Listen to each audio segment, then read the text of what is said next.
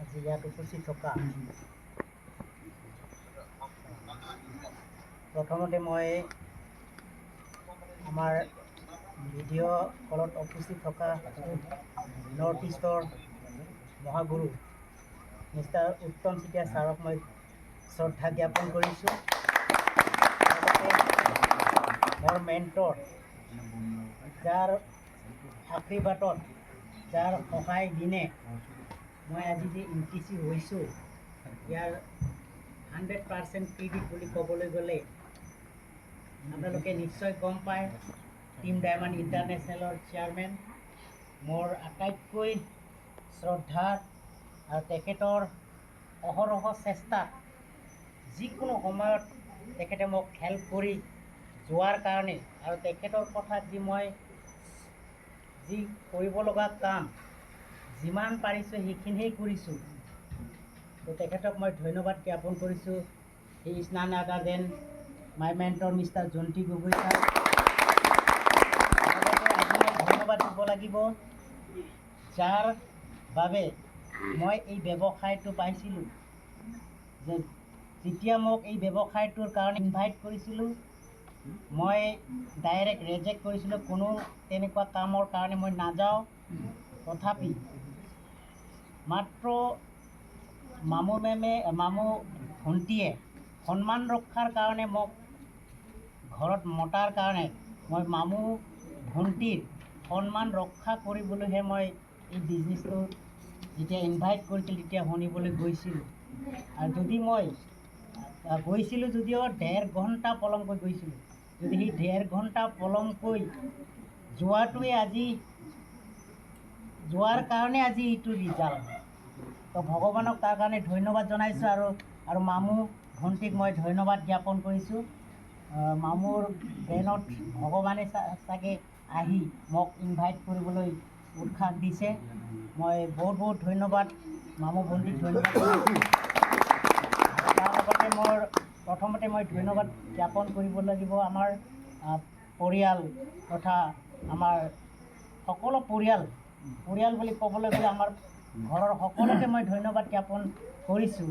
কিয়নো আমি এই ব্যৱসায়টো কৰাৰ কাৰণে মই যিটো দেখা পাইছোঁ পজিটিভ চাইন, যিটো পজিটিভ এই ব্যৱসায়টোৰ যিটো ভাৱধাৰা, যিটো হিউমেন বিইং এই ব্যৱসায়টোৰ মেল মিটিঙত যিবিলাক কথা কয়, এনেকুৱা পজিটিভ আজিৰ ছ'চাইটিত, আজি কলিযুগ বুলি ক'ব লাগিব, কোনো ছ'চাইটিতে তেনেকুৱা পজিটিভ মেছেজ বা তেনেকুৱা হেল্পৰ কথা আজি কোনো ছ'চাইটিত মই দেখা পোৱা নাই। তো মই সেইকাৰণে এই ব্যৱসায়টোক মই অন্তৰৰ পৰা ভাল লাগিছে বা ভাল পাই পেলাই কৰিছোঁ, অন্তৰত লৈ কৰিছোঁ। যে আপোনালোকে নিশ্চয় গম পায়, হেণ্ডিকেপ বুলি কোৱাৰ লগে লগে ৰাস্তাত ওলোৱাৰ পৰাই নেগেটিভ ষ্টাৰ্ট হয়। য়েছ অৰ ন'? আৰু এইটো 100%ৰ ভিতৰত কিমান পাৰ্চেণ্ট নিগেটিভ কৰে সেইটো আপোনালোকেও গম পায়। তো সেই নিগেটিভৰ মাজত থাকি যেতিয়া মই এই হাৰ্ভেষ্ট ছাকচেছ একাডেমী মেল মিটিঙলৈ যাওঁ, তেতিয়া সেই ছ'চাইটিটো মোৰ কাৰণে একদম বেলেগ ছ'চাইটি। আৰু সেইকাৰণে মোক ভাল লাগিছে। আজি যে NTC হৈছোঁ, NTC হোৱাৰ কাৰণে অকল মোৰ চেষ্টাৰ কাৰণে নহয়, প্ৰথমতে মোৰ মেণ্টৰ হয়, তাৰ লগতে আপোনালোক সকলো। মই আজি NTC হৈছে মানে টিম ডায়মণ্ড ইণ্টাৰনেশ্যনেলে আজি NTC হৈছে। ডাইৰেক্ট চিলিং হ'ল টিম ৱাৰ্ক। ইয়াতে আমি প্লানত কৈয়ে থাকোঁ, সদায় কৈ থাকোঁ, উইদাউট টিম ছাপৰ্ট আৰু টিমক একগোট কৰি যদি যাব নোৱাৰে, তেতিয়া কোনো টিমেই ছাকচেছ হ'ব নোৱাৰে। আৰু টিমক একগোট কৰি লৈ যদি যায়, ইয়াতে ছাকচেছ হ'বই। আৰু হাৰ্ভেষ্ট ছাকচেছ একাডেমি সেইটোৱেই শিকাই আছে আমাক।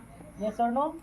গতিকে মই আপোনালোক সকলোকে এই NTCটো নিজৰ মোৰেই গৌৰৱ, মোৰ কাৰণে, আমাৰ কাৰণে, মোৰ কাৰণে নহয়, আপোনালোকৰ কাৰণে আজি গোৱালপাৰা বা মেঘালয়ত আজি NTC হৈছে।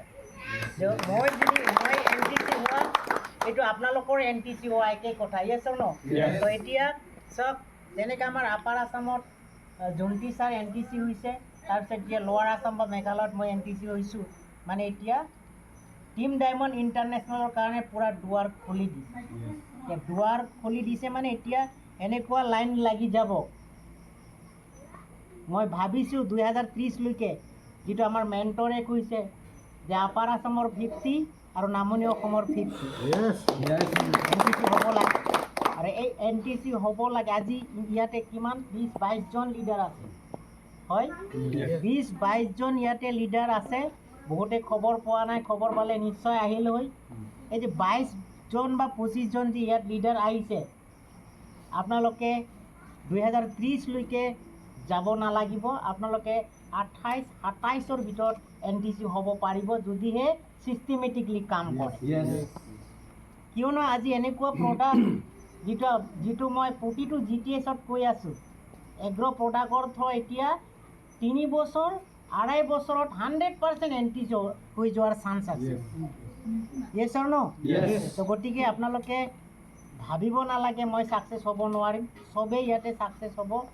আৰু মই ধন্যবাদ জনাম যিসকলে এই বিজনেছটো কৰি এৰি দিছে, তেখেতসকলৰ অৱদানো আজি টিম ডায়মণ্ড ইণ্টাৰনেশ্যনেল NTC হোৱাৰ কাৰণ তেখেতসকলৰ অৱদানো আছে। মই ভগৱানৰ ওচৰত তেখেতসকলকো ধন্যবাদ জ্ঞাপন কৰিছোঁ। আৰু ভগৱানক মই প্ৰাৰ্থনা কৰিছোঁ তেখেতসকলে যাতে পুনৰ মানে তেখেতসকলক যাতে বুজাই দিয়াৰ শক্তিটো, স্মৰণটো যাতে ঘূৰি যায় যে